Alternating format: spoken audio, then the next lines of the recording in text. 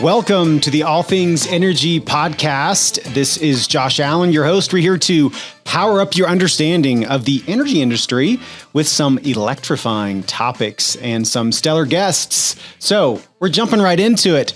I'm super excited to have our guest today, Albert Gillispie with Stag Capital. Albert, welcome to the All Things Energy podcast. Thanks for having me. I'm excited. Yeah, absolutely. Well, we're going to kind of jump right into it. Albert and I have known each other several years here in Lubbock. It's not a huge community, although it's growing. And but he and I both have lots of shared passions in the business community. I think we were both on a leadership group with Kathy Crockett. Oh, yeah. Lead Well. Yep. Were you in stuff with LCU connected to her? I was. I went to, that's where I got my undergrad, 2006 to 2010. And they couldn't get enough of me. I'm on yeah, right. Well, I couldn't get enough of them. There you go. You're giving back. Giving back. I'm on their board of trustees and man, just soaking up everything I can. Well, Lubbock Christian is growing like a lot of West Texas and Lubbock and elsewhere. So it's great to see that, really. Speaking of Kathy, I need to have her on this podcast. She would be another great conversation. You do. So you do. Quick fun fact, Albert did a little trip down to South America, I believe Argentina, for a little dove hunt. Give me a little 60 seconds. That's not something everyone runs out and does in a weekend. That was one of those things. I have several friends that have done it. And being in West Texas, I'm like, it's dove hunting. Mm-hmm. Like what's the big deal? Like you can go out at any cotton field or any reservoir and, shoot your limit. It does not compare.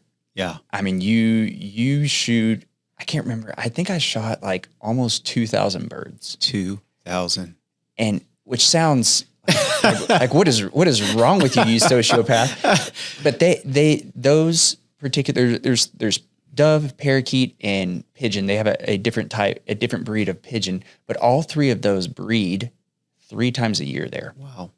And so they're just overrun. Yeah. With these. And so any landowner, rancher, as long as you clean up your trash, they're like, please help. Come help. and the accommodations down there, one of my buddies, they right before COVID bought a little hunting ranch down there and remodeled it. And so the accommodations are crazy. Wow. Like there's 6 people on staff. There's a chef. The accommodations are incredible. You're not roughing it. And so if you want to bring your spouse on that, like they're going to have a good time. You're going to eat good and you're going to shoot until your arm falls off. Dude, that's incredible. I love, man, we could talk a long time about international stuff and just, man, there's just, no matter what you do, when you leave this country and you go somewhere else and you have a great experience and you meet people, it's really rewarding and rich. But it always just reminds me, love seeing the world and love being reminded that as imperfect as this country and this place and this state is, it's really a great place to be too. Yep. The part of Argentina we were at was Cordoba, and proudly they're like, we're the Texas. Oh, there you go. We're the Texas of Argentina. Good. That's good. But yeah, no, there's nothing like home. Whether it's the food, the people. Yeah. The politics, or diving into, the business opportunities here. So speaking in that regard, that'll kind of just take me into what's, how did your career get started? Out of school, got into stuff, and then we'll kind of make our way to Stag Capital today. But kind of what was the first seasons of your professional career? My undergrad at LCU was biology. Oh, nice. I thought I wanted to be a dentist. Went on a ton of international mission trips in my undergrad. Yep. And come to find out, that's not what dentistry is. It's not traveling the world, going on adventures. And I didn't get into dental school. And so I worked for a medical device company to build my resume to try to get into dental school. And I'm a curious person and want to continue to progress in whatever I'm doing. And so I asked multiple times for different roles, trying different things within the medical device company, and found that I had talent and passion and enjoyment of the business side of things. Yeah. So that's when I moved away from science and pursued business, started reading business books. I've read, close to 400 business books. I just enjoy it. It's fun. It's a passion. It's a hobby. And from there, I found me and some buddies. We were reading one of the original business books, Think and Grow Rich by Napoleon Hill from like the 1930s. That's right. Incredible how valid and relevant that still is and will forever be. Still. I mean, if you like reading, King James Version, Old English. Yep. But great book. And one of the core concepts from that is a mastermind. Yeah.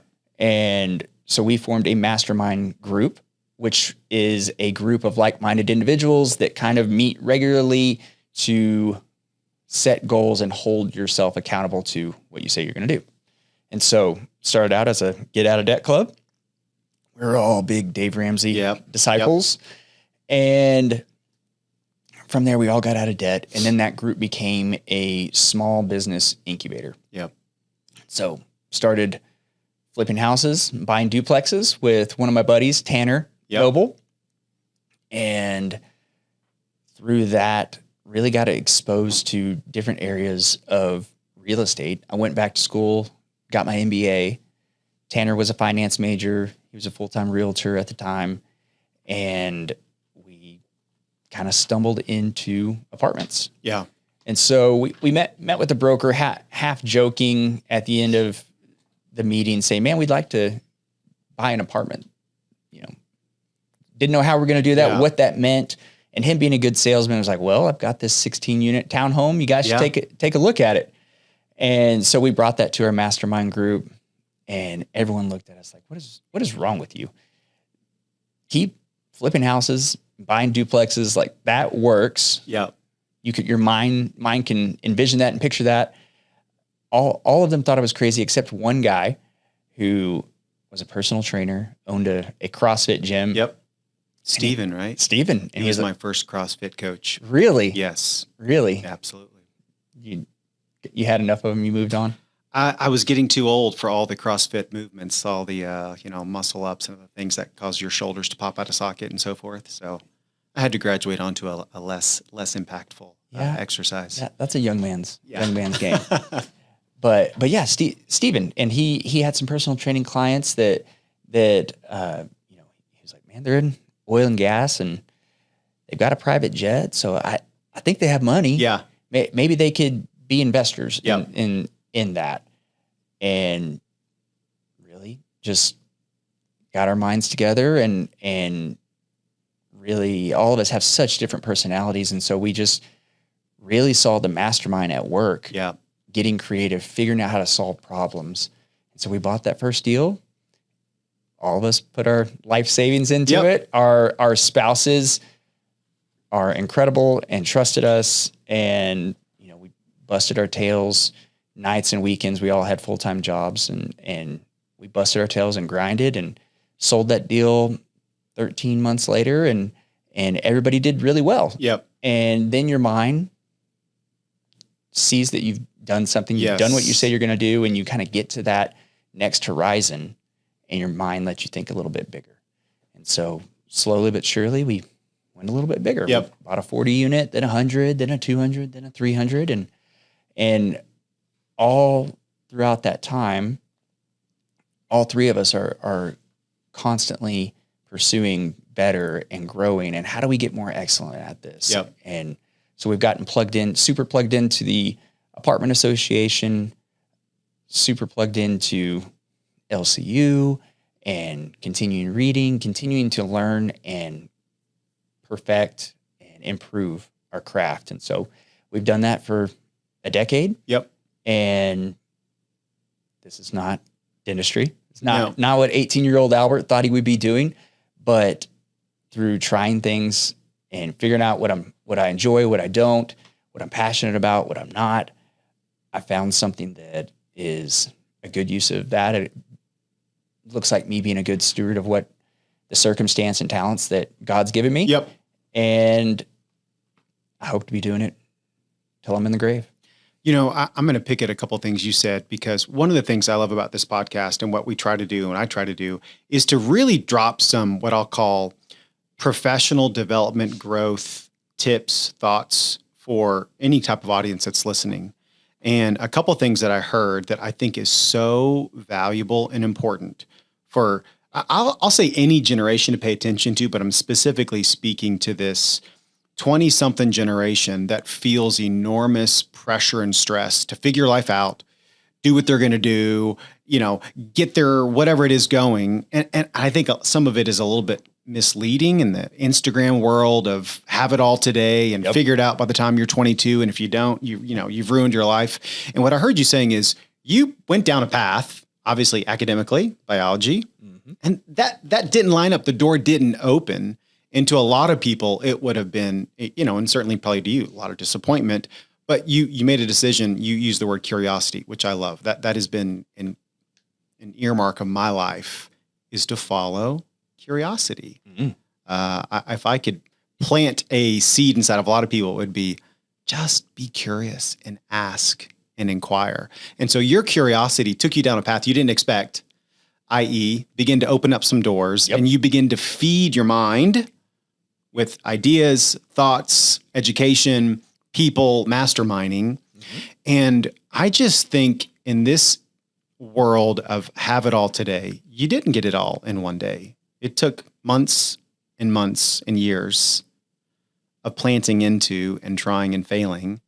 And I think that message, Albert, is so important for 18-year-olds, 22-year-olds, 35-year-olds, quite frankly, that are feeling frustrated and stuck. And I don't know what I'm doing. And it's like, it's okay. You don't have to have it all figured out when you're 24 or 27. I think that's, you hit a pain point that I feel super passionate about is on social media, business ownership, entrepreneurship is like glorified and put on a pedestal as this like, you're going to be this unicorn and build this, $100 million business. And that's just not realistic at all. And the other side of that is entrepreneurship, business ownership is one of the most stressful, difficult. Oh, come on. It's just like wake up and it's in your lap. No, it is. I mean, it's lonely. Yeah. You doubt yourself all the time. Even the guys that are light years ahead of us, like that's still a thing. You're still going to doubt yourself. You're still going to second guess your decisions. And a lot of that is just growth. Like you are trying new things. You're on that leading edge, following curiosity. And what I would say to the 18 and 22-year-olds is like, try a lot of stuff. Yeah, exactly. Work crazy hours. My entire 20s, I had at least 2 jobs. Yep. My entire 20s. And my wife and I, we affectionately, loathingly refer to that as that was our med school season of life. Yep. Where you're going to grind. You're going to work 80 hours a week, and that's okay. That's okay for a season because you need to build a foundation of knowledge, experience, relationships, resources, talents, giftings, things that you don't like, things that turn you on, that's passionate about. Yeah. You don't know that stuff unless you just get in and try and fail, pivot, adjust. I have this picture in my brain that it's like, it's hard because it's intangible. And we live in a world that is just so, I got to touch it, see it, the bank account, the success, the promotion, the title, the label, the whatever, the cars I drive. Like if it's not tangible, it's not real in a lot of people's lives. And I just think there's a season that you're describing that is you're stacking and building a bank account of everything. You just used the words of knowledge, a bank account of experiences of where you're actually good at stuff. You've got giftings that, work well, stacking relationships, knowledge, connections, what works, that is, I'll be honest, that is incredibly valuable assets. If I use a business term, it's a bank account that you can stand on. You can't really show a lot of people because it's internal. It's a little bit intangible, but the translation into the next seasons of life, I'll use the phrase, I think it positions you to begin to accelerate in the next seasons, what you're doing. So huge believer in that. Yeah. And you need to develop real marketable skill sets, right? And so regardless of what career you're trying, what industry you're trying, if that doesn't wind up working, you've still developed marketable skill sets that are valuable to other people because you can serve them better than they can serve themselves. Absolutely. And so, that's the minimum wage job. Like that serves a purpose. Like you're growing, you are changing, you are developing into someone who can better serve other people. And you're not meant to stay there. No. Right? No. We are supposed to continue to learn and progress and grow to serve people better. I'm going to use a description I heard, in my early probably 20s. And it's kind of how do I know? And this is kind of the question. How do I know if I'm functioning in something that I could have some longevity around, right? Because when you're trying a lot of stuff, you're going to try some stuff and some of it feels heavy. All of it feels, a little bit hard, uncomfortable. But the phrase that I have found that served me so much to recognize when I'm starting to function in something that has some longevity to it, it could be really productive to it, is when you're functioning in, I'm going to use the phrase your gifts, really talents that's really in you. And you may not know what those are. Like you thought it was dentistry, but you didn't know it was in business and in problem solving and in strategizing and networking and relationship building and capital raising. Well, those are skills you didn't know you needed, but as you cultivated them, it began to feed you. And so there's this phrase of when you're functioning in some things that are, I'm going to say, some core talents and giftings of who you are, you're going to have maximum production around it, meaning you're going to really begin to accomplish some stuff and it won't drain the life out of you. Now, the opposite, and I've been here a lot and you will be here a lot, is you're going to have to do some things. But the telltale sign for you is that if you're exerting a lot of energy, a lot of time, and it's just draining the life out of you and you're not seeing much productivity from it, that may be a sign that area of space is not right for you. I was an accounting major. I got my CPA. I worked in the tax industry. And so I had academic and professional knowledge in a very necessary, skilled, valuable industry in the world, accounting and finance. Yep. But it drained the ever-living life out of me when I sat down in an office for 8 hours a day doing taxes. Was paid well for it. I had opportunities to grow into it, partnership opportunities. But the idea of doing that for longer than the season I did it in, and it was a telltale sign for me. This is not, I could, right? I could have built my career in that whole thing. Yep. But oh my gosh, I would have been miserable. And I think those are, again, some things to begin to pay attention to as you're growing in your experiences and careers of life.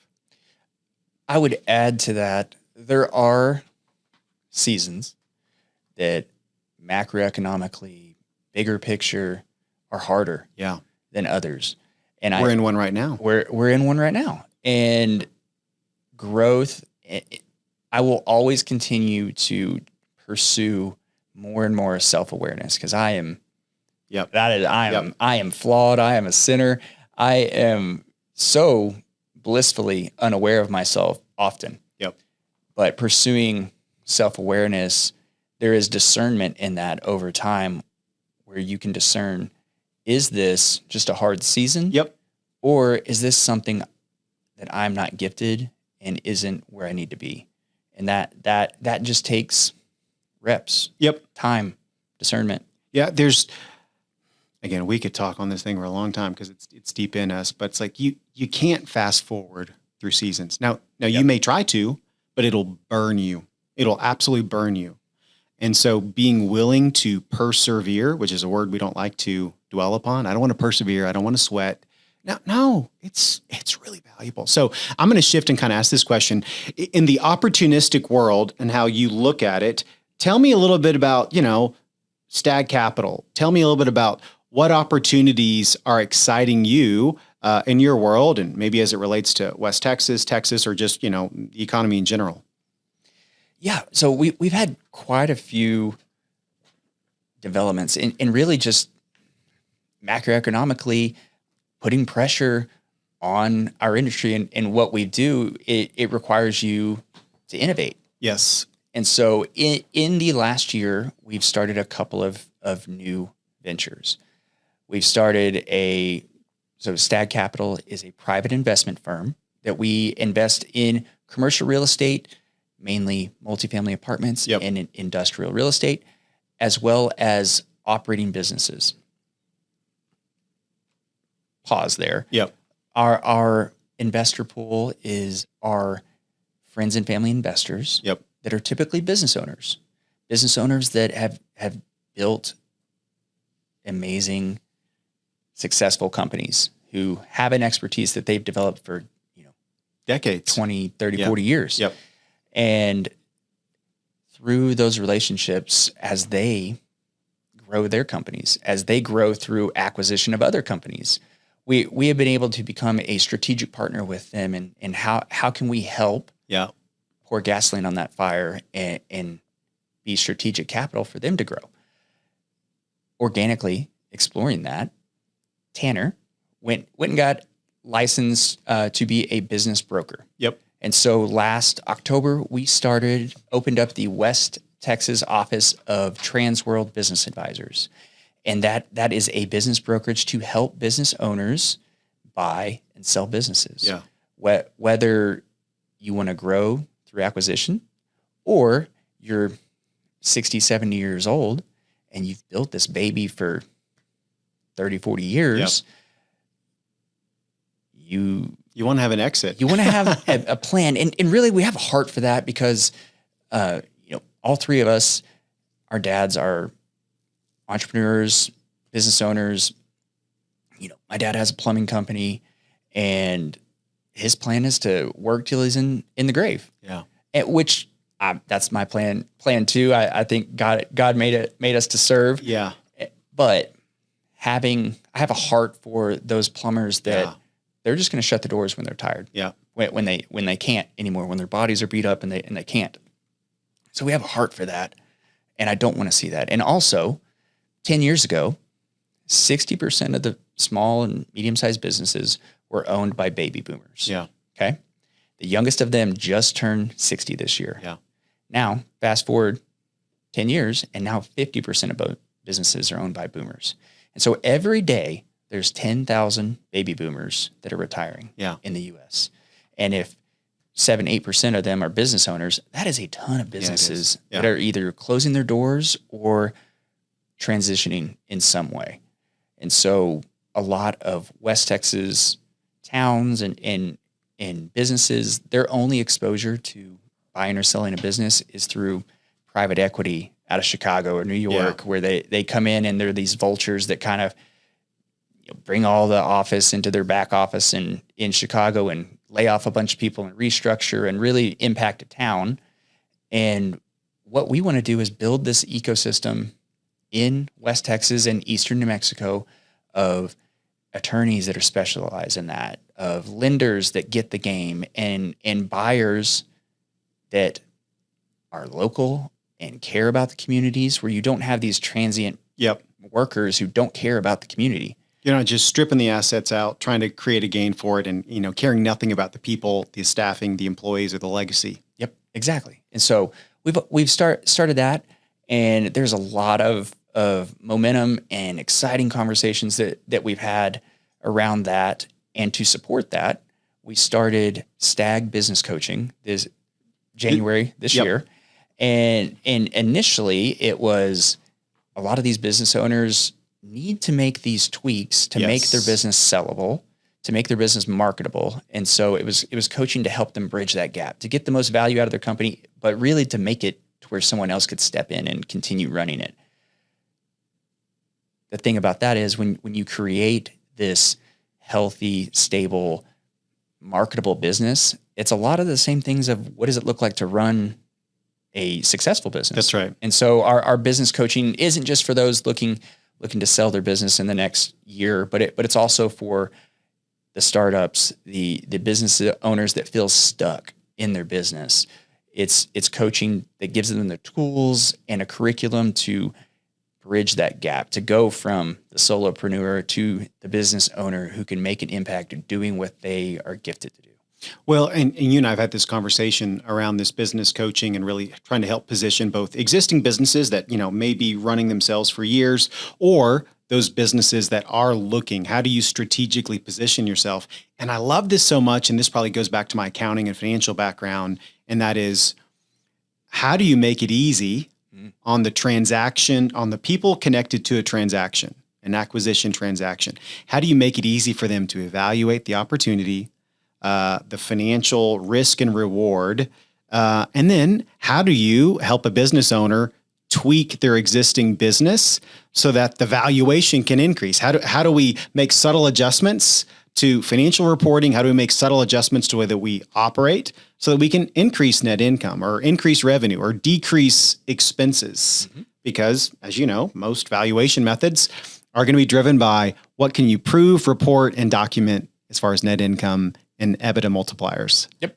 And so very few, I would argue, and you're in this a lot more than I do, I think very few business owners have been given the tools, the coaching, to really be able to look at their business from that strategic standpoint and implement some of the, again, subtle changes. For some of them, maybe more than others. Maybe it's bookkeeping. It's like, what a shocker, software will do for your, handwritten accounting.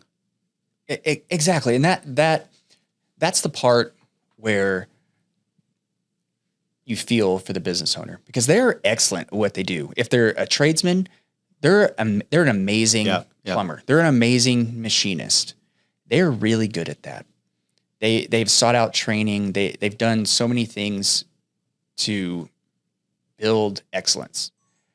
The business side of that, you don't learn that in school. Yeah. Right. And so many of the little things, the little tweaks that you're describing, it is having good bookkeeping. Maybe it's customer concentration. Maybe it's putting contracts in place. Maybe it's creating redundancies in certain positions where if one employee were to leave, it doesn't dramatically impact the business. Right. And so it's a lot of things that de-risk your business to a buyer, but it creates a healthier business if you didn't want to sell. And so there's all these little things: how to manage cash. How much cash do I really need to keep? Yep. How much do I need to put back for taxes? How can I systematically do that where I don't even have to think about it? It's not this freak out, April 15th or October, whatever, every year. It's planned. Yep. And there's these little things like that aren't really easily accessible for business owners. And so we really try to distill that down and deliver it in a way that's digestible and walk alongside them and help them implement it. And it's a blast. It's expertise that we've built over the last decade that we get to help other business owners. And it's this ecosystem that if they win, everybody wins. I have to imagine every time you sit down with a new client, there's a new piece of knowledge and information that you guys get from just observing. Wow, that's look what they did here. I mean, we're going to contribute a lot of value to them, but my God, that's an idea that we can implement over there. 1,000%. That scratches. That's the curiosity that scratches that little itch in the back of my brain of at this point reading books, I'm reading some pretty obscure books. There's only so much you can read that I'm looking for one golden nugget. Yep. And so now with all these business owners, it's like, okay, what's that one golden nugget? If it's some farm and ranching operation, my in-laws are farm and ranchers. My side of the family, they ranch. And so it's like, okay, what little tidbits can I learn from this that I can bring to them and help them? And there's so much, and it's never ending. And that's the piece of the business that I didn't know that I would enjoy. I'm right on the fence of introvert, extrovert. Yep. One-on-one conversations like this energize me. I enjoy it. I want to hear people's story. I want to hear what excites them, what scares them, what they're doing about that. And so I'll say, and this is to me a really perfect kind of intersection into why we're sitting here today, quite frankly. And that is, as a curious entrepreneurial business, financially minded person, I kind of had this aha several years ago when I got introduced to my business partner here at Rise Energy, that energy has a greater and greater impact in businesses. Mm-hmm. And I would argue there's maybe not a single business that doesn't have some type of, you got to turn the lights on, AC, whatever it is. And my brain really that got so excited about this, and so I'm going to pick your brain in this regard, is if we as a business can find subtle tweaks, modifications, adjustments, assets, technologies that can shrink the cost and exposure of energy, it's going to have a bottom line effect in net income, increased valuation, increased cash flow, blah, blah, blah, onward we go. And it's a sector that I think every business has to look at, and they may not pay attention to it. So my question to you is, it's not your expertise. You don't spend every day on it, but having touched lots of real estate, multifamily, now advising businesses, how often do you see energy related pain points, costs, exposure, resilience, how often do you see that come up as a conversation or a point of emphasis? Let me take a step back before I address your question. I'll try not to ramble too much. So in reading, there are kind of these titans of industry from the early 1900s that built these empires, whether it's Carnegie, Rockefeller, like all of those poured gasoline on their empire by the building of the railroad. Yep. Okay. The building of the railroad in the early 1900s, there were a lot of government incentives to go and build out this infrastructure that benefited the whole country. The whole country. Yep. But they used those incentives as a tool for their business. Okay.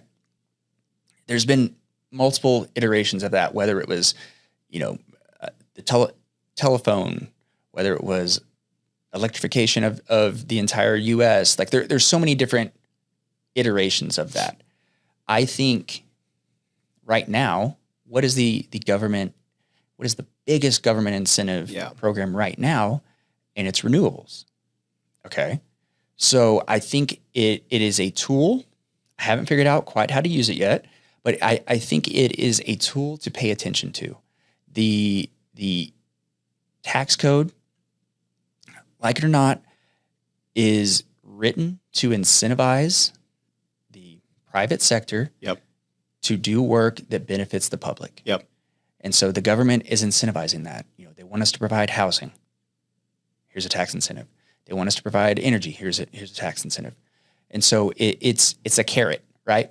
Rather than a stick punishing everybody, it's this carrot to incentivize people. And I think that's so much more effective. If you're training a dog and you beat him, how much more better trained, better temperament is when you are using the carrot or using the treat to, encourage a certain That's right. That's exactly right. Certain behavior. So I say all that to say it's something to explore. It comes up, us being in West Texas, there's a lot of oil and gas business owners, mom and pop oil and gas businesses all over West Texas and eastern New Mexico. There's different places that renewables or conserving, being as efficient as possible, there's a place for that. I did a pretty substantial deep dive, and this is something I want to continue doing into solar in particular. About 2 years ago, I read like 6 books. I went to a couple of conferences, met with a bunch of different contractors all over the U.S. really, and I haven't figured out a business case that makes foolproof sense for what we are doing yet. But that's the math equation we have to figure out. That's exactly right. We have to keep meeting with people. We have to keep, massaging that model and figuring out how to make it work, because there's so many incentives, government incentives there, that there's $1.7 trillion out there. That's right. And so figuring that equation out is important. I think it has its proper place, big picture.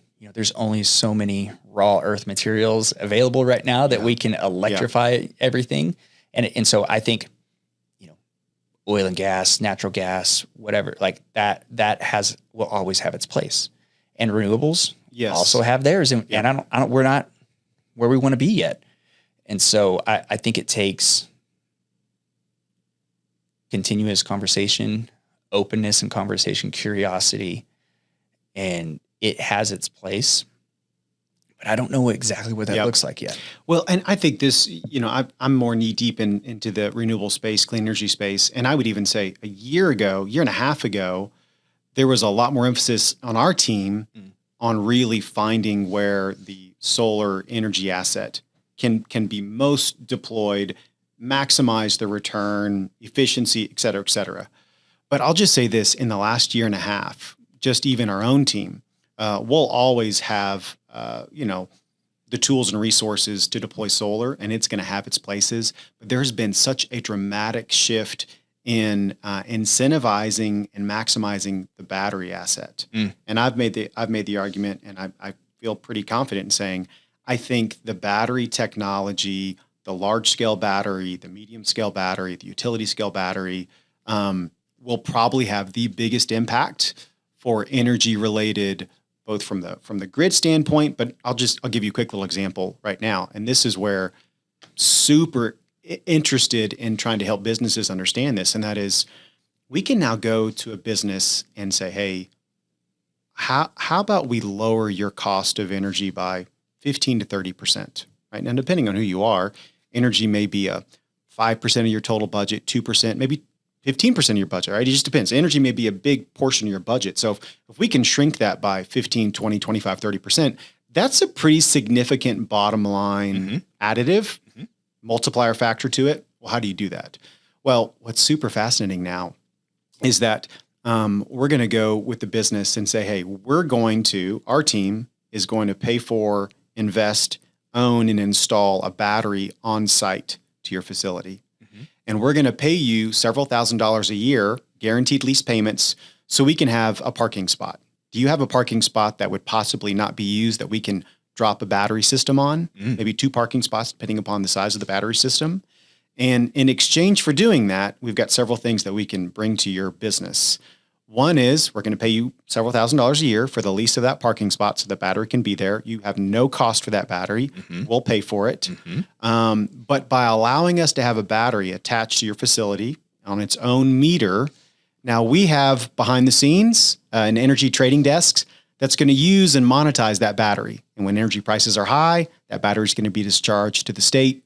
We're going to get paid for it. When energy prices are low at night, we're going to recharge that battery. So that battery is just going to be literally like a cash machine, an energy machine, spitting out energy when prices are high and recharging when prices are low. And because we have that monetized tool that you allow us to put on your site that we're going to pay you for, that revenue that we generate is going to allow us to give you a lower cost of electricity.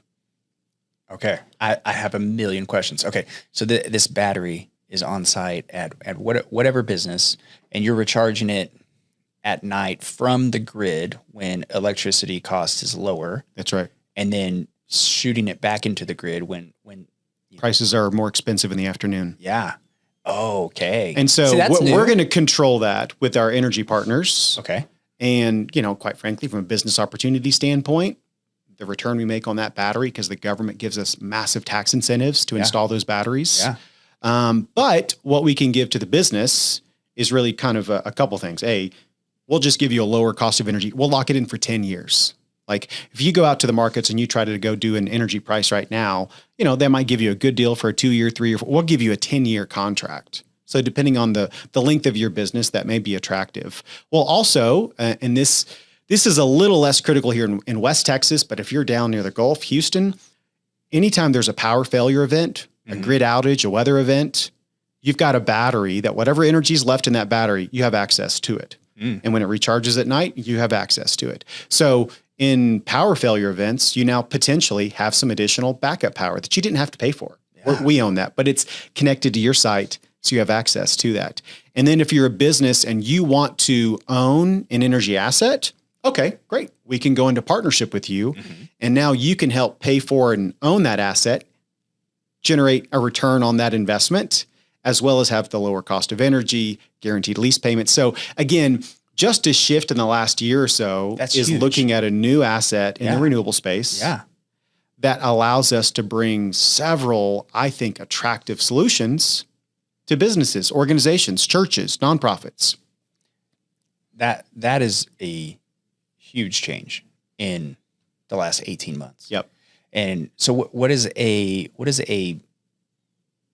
shelf life in the right? What's a useful life term for a battery? For a battery. And again, this is where technology has made some dramatic improvements and will continue to improve. And that's basically going to be the life of these batteries, the output of these batteries, the turn times of them. Today, I think most larger, we'll call them quasi-utility scale batteries, are probably going to have, 20-year lives. That's great. Yeah. Okay. I mean, it's a pretty chunk. I mean, when you look at the ROI on these batteries, it's significant. You're going to get your return back pretty quickly, from an investor standpoint, and we can leverage the cost of the battery with low cost. Anyway, it's just my investor brain, both as an asset you can own goes bonkers, but really deploying an energy solution to the business, to the organization, to Lubbock Christian. I mean, I'm just, literally fill in the blank of who you want to help deliver some lower cost of energy, guaranteed income sources, so forth. My brain is spinning right now. So what are the variables for you guys? Like what is your ideal client, best case, and what is like marginal client that might not be worth it? Well, I mean, certainly I think the more energy you're using, the more benefit you're going to get. Right. Okay. So if you're a 1,000 square foot, retail store that's only open from, 10 a.m. to 6 p.m., you're probably not using a lot of electricity. Right. So that's probably you could get some benefit from it, but that's probably not, going to be most ideal. If you're, I'll just pick on Lubbock Christian because you probably see some of the numbers on there. Bring it. They're using gobs of energy. Yeah. Right. And I think especially as a nonprofit, you're very budget sensitive. Everyone's budget sensitive, but I think especially nonprofits are very budget sensitive. And if you're exposed to variations in your budget, and energy can be one of those, that can have a painful financial impact on your cash flow. So, for example, we would probably go in and we would look at the total energy picture for a university, Lubbock Christian, and we'd go, okay, what's your current cost of power? And we'd really analyze that, all right? So then we would want to look at and go, how long are you locked into this? And then what are the variables to be able to adjust it or to be able to blend and extend it and kind of give you, almost like you take your current contract and you've got 2 years left. Well, now we're going to extend that 8 years. So now you've got a consistent budgeted cost of electricity, and compared to where you currently are, and we'd kind of budget if inflation is 3%, 4%, 5%, here's where your next contract probably would be. But instead of this higher cost, now we're going to drop it all the way down to here. So you can really fix in, and here's how much we're going to pay you every year in thousands of dollars of guaranteed, we call it lease payments, because we're basically leasing a parking spot or 3 parking spots or however many we need. And you've got access to some backup power. So we kind of do an analysis on what's your current cost, what's your current usage, what do we forecast and think those may be whenever you've got to go into the next one. And for a lot of people in Lubbock, especially when they signed contracts this past February, they signed 6-month, 12-month contracts because it's like, we don't want to lock ourselves in too long. We want to kind of get a feel for it. Some people signed longer, probably, but depending upon when their contracts are coming due, a lot of people have got to sign a contract again in 5 months, 6 months. So those are a lot of the customers we're already talking to saying, hey, before you sign something, at least let us put this option in front of you. And I think it may shock you how valuable it could be. So paraphrasing what the benefits that you've described, you're looking to decrease their electricity bill 15 to 30%. Yep. Okay. And then on top of that, some kind of lease payment for the space that is occupying. That's right. And then you're putting a contract in place for some locked in lower rate for 10 years. Yep. That's awesome. Yeah. That is what entrepreneurs bring to all of these problems is how can the private sector, how can we tweak this? How can we deliver something as efficient as possible that creates all these different wins because everyone's incentivized. Yep. The incentives are aligned, and that's like what an entrepreneur, and I love your creative brain and curiosity of how can we keep tweaking this to align benefit, to align Well, incentives. I'm even just thinking, if you're looking at selling your business in 6 months, in 1 year, in 3 years, I mean, again, if I'm looking at buying your business, right, I'm going to pay attention to a lot of things. Yeah. And I'm going to go, okay, here's the cost of real estate taxes today. Here's what it may be tomorrow, right? Here's the cost of this today. Here's what I've got to forecast it to be tomorrow. Right. Okay. And energy, again, depending on what your business is, it may be a small line item in your overhead. It may be a bigger portion of your overhead. And I'm just thinking, it would make your business more attractive to me as an acquirer if there was a locked in fixed cost of energy for 3 years, 5 years, 10 years. Yep. Now I don't have to guess what that line item is going to be in 2028, 2030. It's locked in place. So as a business planning tool, as a valuation tool, I don't know, my brain's just going, that alone would make sense. I'd want to have something fixed and locked that I can present to my acquisition partner to go, hey, you don't have to worry about this. Yeah. Hey, listen up, manufacturing clients, machine shop clients. Listen, Yes. like this is one of your biggest expenses right here. How can we be a little strategic and put some effort towards one of your biggest expenses? That's great. That's brilliant. And why we need creative, curious minds continuing to pursue things like this. And I think, we could probably talk forever and we probably ran past our time. So I'll kind of wrap a bow around. No, this is great. This is why we love these talks. Well, I'm going to honestly have you back on. We're going to just talk about other stuff. But what I love about this conversation today is that you're taking the skill set, the knowledge, the relationships, experiences you've had in the business development world and really applying that in small business coaching, strategically helping to position them. And that's a niche. That's a critical niche, especially in our baby boomer retiring generation. We've kind of taken our niche in the energy space. And I'd argue both of those affect every single business out there. At some point, you may sell it. Today, you need to find improvements in the way you're running your business. Every business, I would argue, has some kind of energy exposure. And so I love learning and being connected to people like you that have the niches that really impact business, serve communities and people, and it's really rewarding. So thank you for joining us today. Man, thanks for having me. I enjoyed the conversation. I appreciate your constant and never-ending pursuit of excellence and serving people more. We need people like that, especially in difficult times like we're in right now. Yeah. Yep. You got to get scrappy. You got to serve people. And I appreciate you. Yep. Well, listen, ladies and gentlemen, Albert Gillispie, Stag Capital, he's definitely going to be back on because we've just got far too many things to brainstorm around. So thank you for joining us on the All Things Energy podcast. As you know, you can check us out on all of our social media handles at GetRise Energy, www.getriseenergy.com. We'd love to serve you, help you find some of those solutions we talked about. Until the next time, thanks for listening, and we'll catch you here.